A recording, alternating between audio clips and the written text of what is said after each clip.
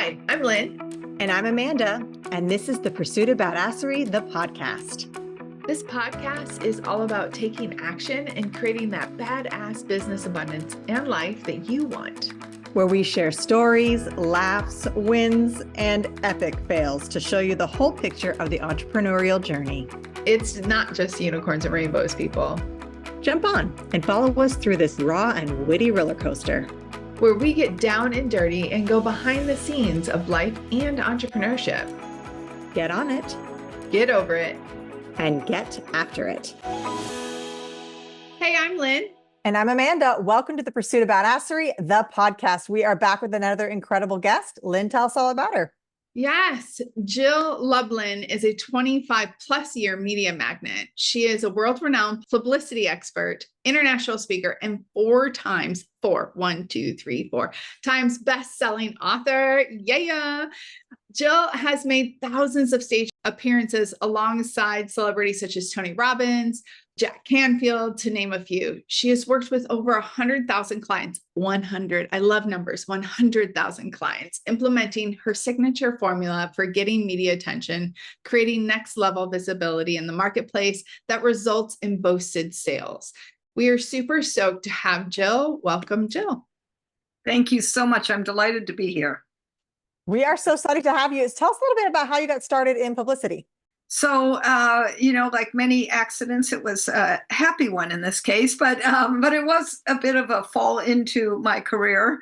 I actually started out in law school and I hated that. So I had to find something good. I started working in the music business while I was in law school and ended up dropping out of law school and then being the what did they call me?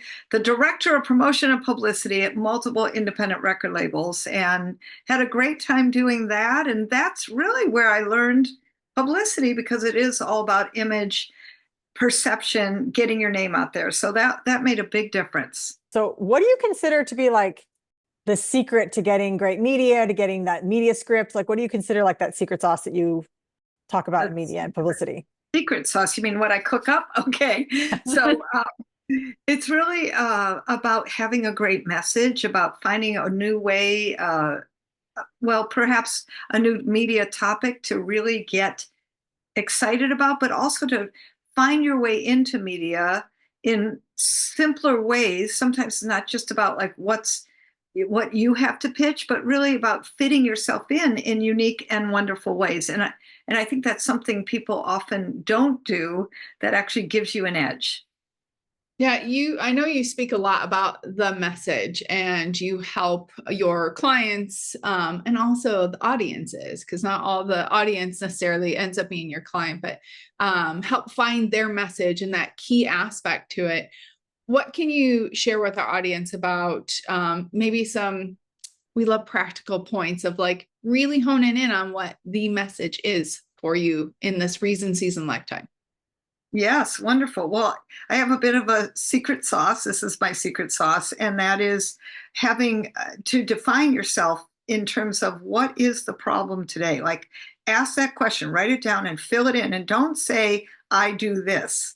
Like, talk and be other-oriented. What does the reader, the viewer, and the listener need? That's what's key and important. So that's an important point.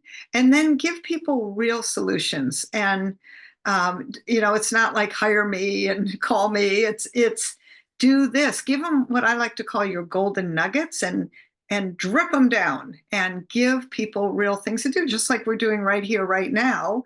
You want to be doing that for your clients. And I have to tell you, when I wrote Guerrilla Publicity, I was privileged to talk to Entrepreneur Magazine, right? And the editor there said to me, she said, tell people, when we all like to be an Entrepreneur Magazine, right? Of course, that's wonderful.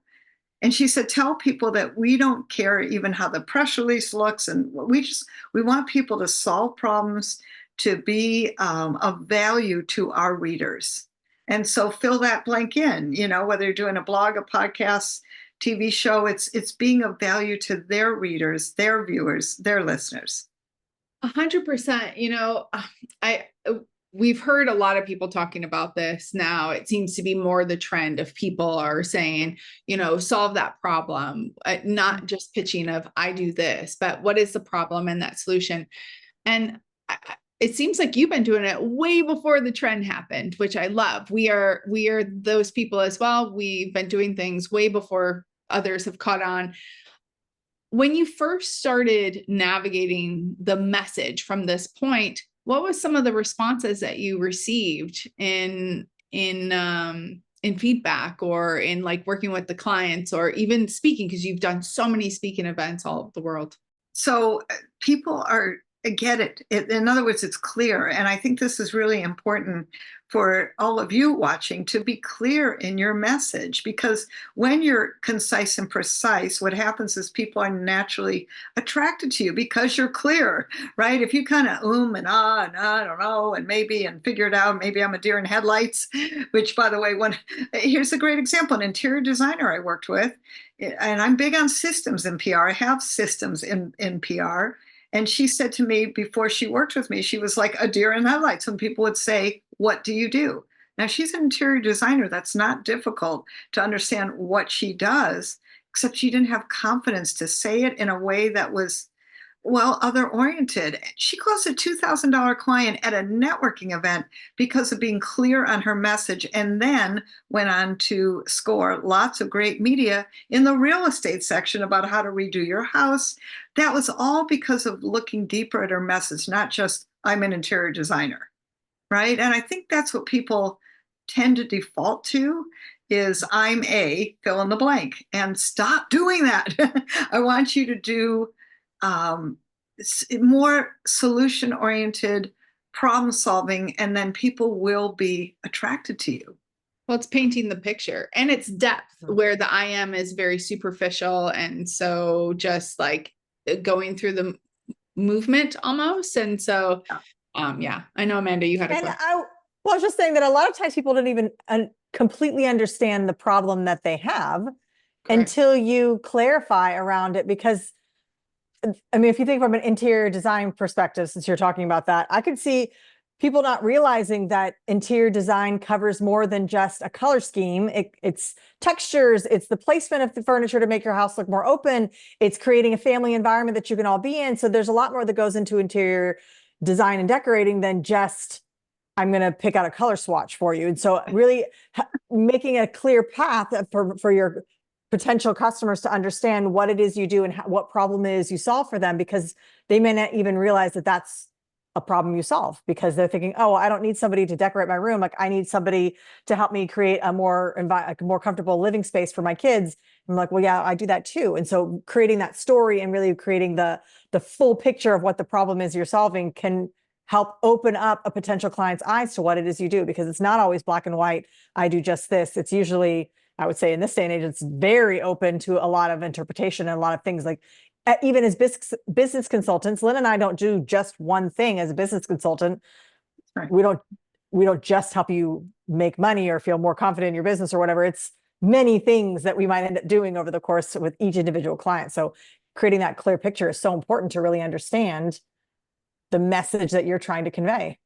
Yeah, and I don't think a lot of people have somewhat of those distinctions. So that is a piece of it, to be clear and actually in 5-year-old language. I want to add that in, because people talk too high, and realistically, it's hard to understand. So I don't want to be talking your language or you talking your language. Like, keep things really simple.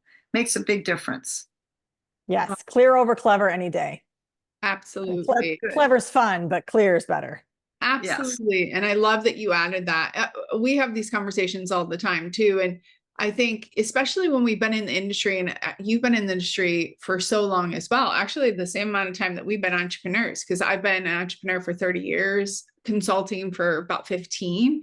Amanda's been an entrepreneur for 25 years, but that also goes on the side of, we can get comfortable in knowing what we know and forget that others don't know this. Right. And I know that you do a lot of work around that too, and the way that people create their message and be confident in that, but also without the arrogance, that confidence versus arrogance. Can you speak a little bit around that?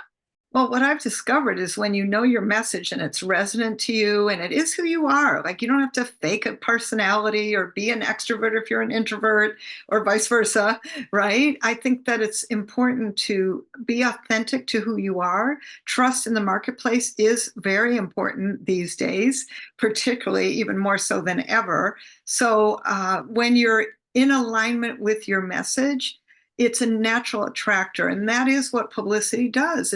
I like to say, it's the three M's, which is to magnetize you, to monetize you, and to multiply you. And it's a gift that keeps on giving, which is wonderful because you've got braggability rights to the heavens and back.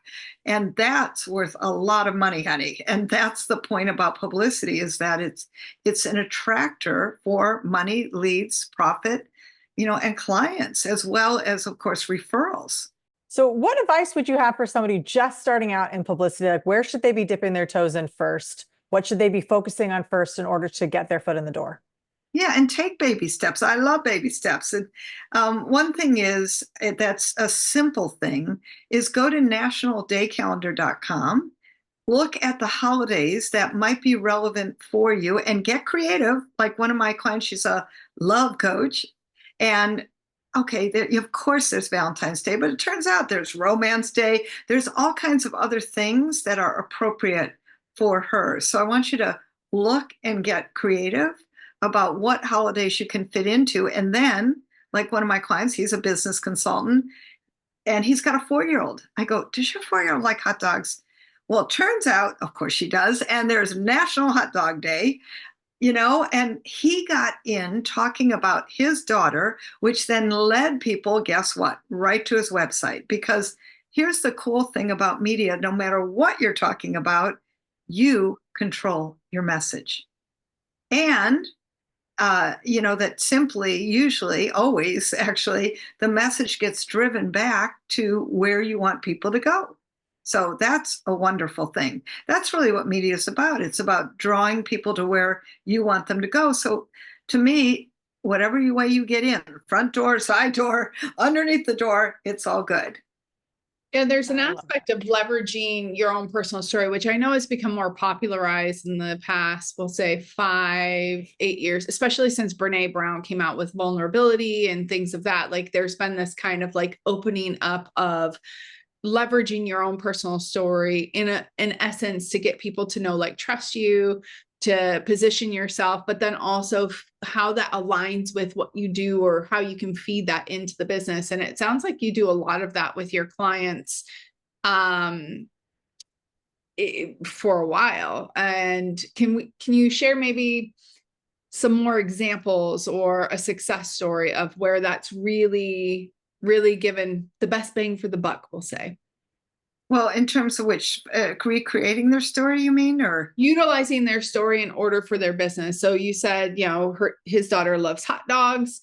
And so he leveraged the hot dog theory into bringing it in, but how people are using their own personal stories to actually build their reputation or bring business in, where it might seem a bit non-traditional, but also when we're in alignment, like you said before, when we're in alignment with who we are, what we do on a personal level, but it also aligns with our professional, it's actually, it's like the triple threat, if you would. And yeah. So I'm sure you have lots of stories, but is there one particular story where you saw a complete transformation in somebody using and leveraging their personal story into really positioning themselves in a Yes, I got a good one. And that's Ryan, who came to me. He heard me speak. He goes, Jill, I really want to work with you. And I'm like, great, Ryan, what do you do? He says, I'm an instructional designer. And I'm like, what's that? I had no idea. And he told me, and I said, no offense, that's boring. We're not going to get publicity with it. And tell me your story. He told me that he'd been downsized from a corporate job. He just bought a big house. He had a pregnant wife with their third, yes, count them, third kid on the way. I'm like, oh my God, Ryan, you don't have a job. Like, what did you do? He said, well, I started my own company and online. Within 24 hours, he had 7 employees doing instructional design. Now, this was even, pre-COVID, a little more, people not so, shall we say, trained in Zoom and all kinds of stuff. And that story, I looked at him and I said, you know what? You took a vow never to work in an office again. VOW stood for Virtual Office Warrior. Do you know that story got him into Entrepreneur Magazine? Yes. Got him into home office computing because he's in a home-based office. Got him into Mac Home Journal. Ryan laughs. He goes, Jill, I don't even have a Mac. And then using everything he's got, and by the way, a lot more, front page of the San Francisco Business Times. I mean, huge coverage. And, the doesn't even have a Mac and Mac Home Journal, all kinds of places and spaces. And then on top of that, he is Asian American, got him into the Chinese Times, translated an article. And that one article from the Chinese Times got him $7,000 worth of consulting business. And by the way, this is a guy who was just starting his own business, rightly scared, as anybody who's been in business understands and knows, to, hang up your own shingle and say, I'm in business, right? And he didn't have a lot of that experience, having been in this nice, cushy corporate world. So, what was wonderful about that was all of the reframe of his message and the recreation of his message, taking a vow never to work in an office again. I mean, the media picked that right up. In fact, the front headline of the San Francisco Business Times says, what I think it was exactly like, Ryan took a vow never to work in an office again. They actually took the exact headline and put it right up there. Right. And how wonderful is that whole story created a brand new business for him. I love that. See the power of publicity, folks. Yes. Power of publicity. Well, what I love about your that story, too, I can't even imagine, this was pre-COVID, like how I love to look at opportunities. And all of a sudden, if this is pre-COVID, all the opportunities of him being ahead of the ball that he can actually, or he should have leveraged when COVID happened. And even till this day, like he's one of the front runners, if you would, that has all this publicity. He has a lot more ahead of what others do. So, well, and what's most important is his whole career in this wonderful business took off because of publicity. Absolutely. And he wasn't experienced in it. He had no idea how to do it. We just, found the right story and walked the journey together. And I think that's really an important point is if you focus on what I might call visibility building activities every single week, 30 minutes, okay, you're asking what to do, 30 minutes of visibility building activities a week, I promise you major momentum in your public relations. And the pursuit of badasserie. Yeah. Absolutely. Can you give a couple of tangible things that somebody could be doing, maybe that doesn't have the budget to hire somebody for PR, that they could be doing on their own to utilize those 30 minutes a week? Yeah, so we definitely just covered nationaldaycalendar.com. Mm-hmm. I also want you to go to Google Alerts and put in your name, as well as maybe one word, for instance, or a phrase about whatever you're launching, you're working on, and put it into Google Alerts. So for instance, when The Profit of Kindness came out, that's my 4th book, I put in the word kindness. Hence, I found out that November 13th is World Kindness Day. Now, did you know that? I didn't until I wrote this book, until I put it in Google Alerts. And now I can plan a whole PR campaign, which I do, by the way, for November 13th about kindness. We actually do a World Kindness Summit. I now have kindness circles, all in, I'll call it celebration of kindness, and can be one of the featured people. I mean, I've been in Inc. magazine and Forbes magazine, and literally 7 Fox News interviews in the first 30 days of the book coming out, all about kindness. Now, that's a soft topic, so to speak, although catching much more momentum. And then I tie it to publicity, right? And the truth is, kind companies do get more publicity. So I'm just demonstrating to you how this can work, using me as a case study in this case, so that one keeps feeding another. And And I think that's a really great thing is get in Google alerts, because what it'll show you is, and drive back to you, is what's going on now and in whatever you're working on, right? And who's covering it. You do want to know that. And then go to connectively.us, which is formerly HARO, helpareporterout.com, and sign up. I mean, it's free, and that'll get you wonderful leads of media people who are working on stories right now, and you could be in it. Love that. We'll put all Absolutely. the links in our show notes. So Wonderful. Thank you. So is there any last nugget you want to leave our audience with? Well, I think it's really important to understand that each of you has a message, and the message, of course, gets molded. But, the truth is you're doing what you do because there's some passion there, there's some fire there, there's some competence there, I hope, in all these cases, right? That has you do what you do. So the reality is that once you lead with publicity, driving back your leads and referrals to you, being the expert, having earned media, having a trust factor that's elevated, what's going to happen is it puts you at the front of the line.